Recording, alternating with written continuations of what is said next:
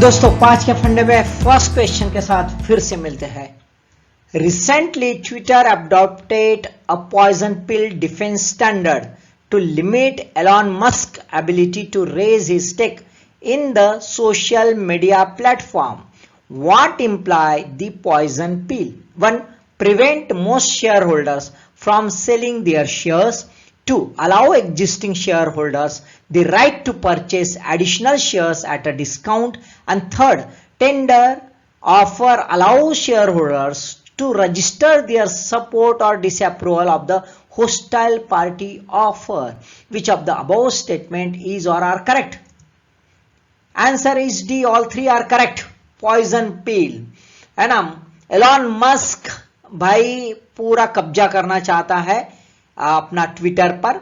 Twitter ये जो है सोशल प्लेटफॉर्म पर। अब ट्विटर नहीं चाहता कि एलॉन मस्क डोमिनेट हो और इसी वजह से it resort to the one mode called as a poison pill. इसमें क्या होता है कि जो भी शेयर होल्डर्स है उनको शेयर्स बेचने नहीं देते, तो ऑब्वियसली एलॉन मस्क खरीद नहीं सकता, अभी बेच नहीं सकते। दूसरा, जो भी शेयर होल्डर्स है उनको शेयर्स जो मिलेंगे एडिशनल शेयर्स और डिस्काउंट में मिलेंगे, तो ऑब्वियसली शेयर के भाव कम हो जाएंगे, तो एलॉन मस्क की एबिलिटी कैसे वो भी कम दिखेगी। साथ में शेयर होल्डर को यह भी अलाउ किया जाएगा कि भाई आप जब टेंडर ऑफर रहेगा उसमें होस्टाइल पार्टी जिसके अगेंस्ट में ये यूज किया जा रहा है उसके अगेंस्ट में आप उसके सपोर्ट में या डिसअप्रूवल में आप अपना वोट दे सकते हो। तो ऑब्वियसली ये तीनों जो है it's a tool of constituents of the poison pill. Twitter adopts the poison pill to fight take over, है ना। अब क्या है कि भाई एलॉन मस्क जो है ना, ये डोमिनेट होना चाहता है, तो इसमें ये इसी वजह से पॉइजन पिल ये मेथड यूज की गई है। इसको ये मेथड जो है इसको earlier it was called as a share holder right plan, SRP इसको कहते थे। It will be place for the 364 days, पूरे एक साल के करीब चलेगा, एक साल छोड़ के। अब ये जो है ट्विटर ये यूज कर रहा है, इसके through it can be easily dilute anyone's amazing stake in the company of over 15% by selling more shares to the other share stake holders. दूसरों को बेच के जो भी डोमिनेट होना चाहता है उसको जो शेयर है उसको डाइल्यूट करना है, कर सकता है ट्विटर अप टू 15% तक। अब इसके वजह से मस्क जो है उसको रोका जाएगा। और ये जो है पॉइजन पिल देखा जाए तो ये टू फॉर्म में यूज किया जाता है, flip in and flip over strategies, दो स्ट्रेटेजीज में यूज किया जाता है। This tactic was devised by the New York-based legal firm called as Wachtell, Lipton, Rosen and Cass. इन्होंने ये डिवाइस किया था। It mechanism protects the minority share holders, जो भी छोटे शेयर होल्डर है उनको प्रोटेक्शन मिल जाता है और मैनेजमेंट किसी एक के हाथ में ना जाए, ये भी यहाँ पे फैसिलिटी, ये सुविधा इससे मिल जाती है। Second question, which country is the biggest importer of wheat? A Egypt, B Turkey, C Indonesia, D China. Answer is A Egypt. This is the first, Turkey is the second, Indonesia third and China is the fourth. देखो हमें देखने को मिलता है Egypt 10 top 10 देखो आप, Egypt है, Turkey है, Indonesia, China, Algeria, then Bangladesh, Brazil, Philippines, Nigeria और जापान। ठीक है। Egypt to import wheat from India, India से पहली बार इजिप्ट जो है इंपोर्ट कर रहा है। Earlier India not a part of accredited countries of the Egypt export for wheat. 2021 में इन्होंने 6.1 मिलियन टन का व्हीट इंपोर्ट किया था, इंडिया कहीं पे भी नहीं था, है ना। 80% जो है इजिप्ट की डिमांड ये रशिया और यूक्रेन ही सेटिस्फाइड करता था, तो obviously it now give the opportunity to India because of this Russia and Ukraine war. तो ये इसके वजह से हमारा व्हीट एक्सपोर्ट जो है अच्छा हो रहा है। हमने ये अपॉर्चुनिटी लेनी चाहिए और फ्यूचर स्ट्रेटेजी बना के हमारा पार्टनर जो है ट्रेडिंग पार्टनर्स बिल्डअप करने चाहिए। हमारे इन जनरल ग्रोथ जो था व्हीट एक्सपोर्ट में वो था बांग्लादेश, यूएई, कतार, श्रीलंका ओमान, मलेशिया। ये देखो नंबर 1 बांग्लादेश, दूसरा नेपाल, यूएई, श्रीलंका, यमन, अफगानिस्तान, कतार, इंडोनेशिया, ओमान और Malaysia.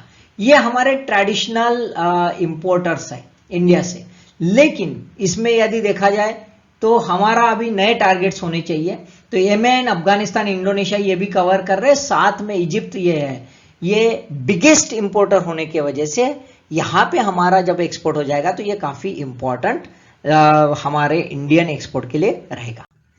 Third question, recently Bihar government has sent a fresh proposal to Archaeological Survey of India to get 40 km long ancient Cyclopean wall of Rajgir listed in a UNESCO World Heritage Site. Rulers of which dynasty erected this wall? ये wall कौन सी dynasty ने बनाया था? हरण्यका, बृहद्रथा, शिशुनागा और Maurya. Answer is B, बृहद्रथा, है ना। बृहद्रथा कौन था पहले देख लेते भाई। तो this dynasty was a first ruling dynasty of a Magadha empire founded by Brihadratha and his queen Girika. His name was found in Rigveda, Rigveda में पाया जाता है। कब डिनेस्टी फॉर्म हुई ये पता नहीं, लेकिन ये डिनेस्टी 682 बीसी तक चलती रही। 682 बीसी में प्रदत्ता डिनेस्टी एस्टेब्लिश हुई और प्रदत्ता डिनेस्टी के बाद हरण्यका डिनेस्टी आई, बाद में शिशुनागा और बाद में Maurya dynasty I. Bihar 6 UNESCO stack for cyclopean wall 2500 year old structure है। ये इन्वेडर से प्रोटेक्ट करता था। यानी उस जमाने में कॉन्सेप्ट आप सोच सकते हो, यानी उस जमाने में इतना मार्वल बनाना, है ना। ये जो है इसका बारे में बुद्धिस्ट वर्क्स में भी इसके बारे में बहुत कुछ लिखा गया है। इट्स अ स्टोन वर्क जो लाइमस्टोन बोल्डर से बनाया गया है और रफली उसको फिनिश किया गया और साथ में मोर्टर जो है वो यूज होना था वो नहीं किया है। तो ये एक के ऊपर एक पाइल किया गया है। ऐसा कुछ शेप, प्रॉपर शेप नहीं, लेकिन मैक्सिमम जो शेप थे वो हैमर लाइक के शेप थे ताकि एक मेक में वो प्रॉपरली फिट हो सके। Then the fourth question, consider the following statements, assertion and reason. Union Environment Ministry has extended the tenure of environmental clearance EC granted for existing or new nuclear power, mining and river valley projects. यानी environmental clearance जो है period वो बढ़ाया गया है, tenure बढ़ाया गया है एज पर the recent notification of union environment ministry. Reason, nuclear and hydro power projects have a high gestation period due to the multiple factors. बहुत सारे ऐसे फैक्टर्स है जिसकी वजह से ये प्रोजेक्ट्स बनाने में काफी समय लग जाता है, high gestation period. Answer is A. Both A and R true and R is a correct explanation of A. High gestation period है दोस्तों, इसी वजह से ये जो एनवायरमेंटल क्लियरेंस जो है इसका टेन्योर एक्सटेंड कर दिया गया है। क्यों किया है, क्या जरूरत थी, देख लेते हैं। Centre extend tenure of green permits, river valley का 13 इयर्स कर दिया, न्यूक्लियर पावर का 15 years, other than mining and river valley 10 years, ये बढ़ा दिया गया है। रैशनल क्या है, हाई जेस्टेशन पीरियड है भाई, because of the multiple factors, बहुत सारे फैक्टर्स है, जैसे जियोलॉजिकल सरप्राइज, कभी सुनामी, कुछ अर्थक्वेक, कुछ भी हो सकता है ना। Delays in forest clearance, forest clearance नहीं होता, लैंड एक्विजिशन का इशू है, लोकल एजुटेशन वगैरह हो जाता है, लोकल इश्यूज रहते हैं, रिहेबिलिटेशन के इश्यूज है, रिसेटलमेंट के, अरे multiple factors are creating the high gestation period of this mega projects, बहुत बड़े प्रोजेक्ट्स रहते हैं। अब प्रॉब्लम क्या है भाई, तो एनवायरमेंटल क्लियरेंस की एक कंडीशन है कि प्रोजेक्ट जो है एनवायरमेंटल क्लियरेंस का जो पीरियड दिया है उसी पीरियड में ये हो जाए, कंस्ट्रक्शन स्टार्ट हो जाए। यदि कंस्ट्रक्शन स्टार्ट नहीं हुआ तो फ्रेश प्रोसेस फिर से करनी है भाई, इतना आसान नहीं। एनवायरमेंटल क्लियरेंस के साथ साथ एनवायरमेंटल असेसमेंट भी करना पड़ता है और इसके साथ काफी समय चला जाता है, इसी करने के लिए वक्त जाता है, फिर से वही, तो ऑब्वियसली इसके वजह से क्या हो जाएगा, फाइनेंशियल कॉस्ट बढ़ जाएगी और वायबिलिटी खत्म हो जाएगी। ऐसा ना हो करके ये एक्सटेंडेड पीरियड थोड़ा सा बढ़ाया जाएगा। लास्ट क्वेश्चन दोस्तों, what is are the advantages of the parboiled rice. Parboiled rice दोस्तों आपको मालूम है एक ब्राउनिश राइस आता है है ना, जिसको हम उबाला हुआ राइस ऐसा हम वर्डिंग यूज करते हैं, दैट इज पैराबॉइल्ड राइस। इससे क्या एडवांटेजेस है भाई? Increase aromatic smell to enhance nutrient value, 3 higher resistant to insects and fungi. Use the correct code. Answer is C, 2 and 3. Only enhance the nutrient value and higher resistance to insects and fungi and not increase the aromatic smell. Aromatic smell कोई बढ़ती नहीं है, उल्टा aromatic smell घट जाती है। इसी वजह से जिस राइस में अरोमा होता है वो राइस को पैराबॉइल्ड राइस इन जनरल नहीं करते। देखो एडवांटेजेस बाकी भी क्या है, other advantages. Makes rice tougher, बहुत ज्यादा स्ट्रेंथ बढ़ जाती है, और ऑब्वियसली जब मिलिंग करना होता है, मिल में डालना होता है, तब उसका कर्नर जो है ब्रेक डाउन नहीं होता और उसका जो साइज है बराबर रहता है। डिसएडवांटेजेस क्या है? ये darker in colour, colour brownish हो जाता है, अच्छा नहीं दिखता। स्मेल अनप्लीजेंट आता है, अच्छे सी खुशबू नहीं आती है because of the prolong soaking, है ना। इन्वेस्टमेंट भी ज्यादा है क्योंकि ये मील जो होते हैं, पैराबॉइल मील जो है, इसकी कॉस्ट ज्यादा है। और एरोमेटिक वेराइटी इसमें करते नहीं क्योंकि एरोमा यहां से चला जाता है। These are the disadvantages. What is a parboiled rice and why centre want to stop purchasing? News में ऐसे दोस्तों कि last week Telangana chief minister K Chandrashekar Rao and his cabinet members stage a dharna at Telangana House demanding uniform paddy procurement policy. दोस्तों Telangana is a highest producer of a parabolic rice, और अभी centre ने बोल दिया कि हमको पैराबॉइल्ड राइस नहीं खरीदना है, कोई जरूरत नहीं है। अब प्रॉब्लम आ गया है, अब सेंटर बोलता है भाई क्यों नहीं खरीदना है?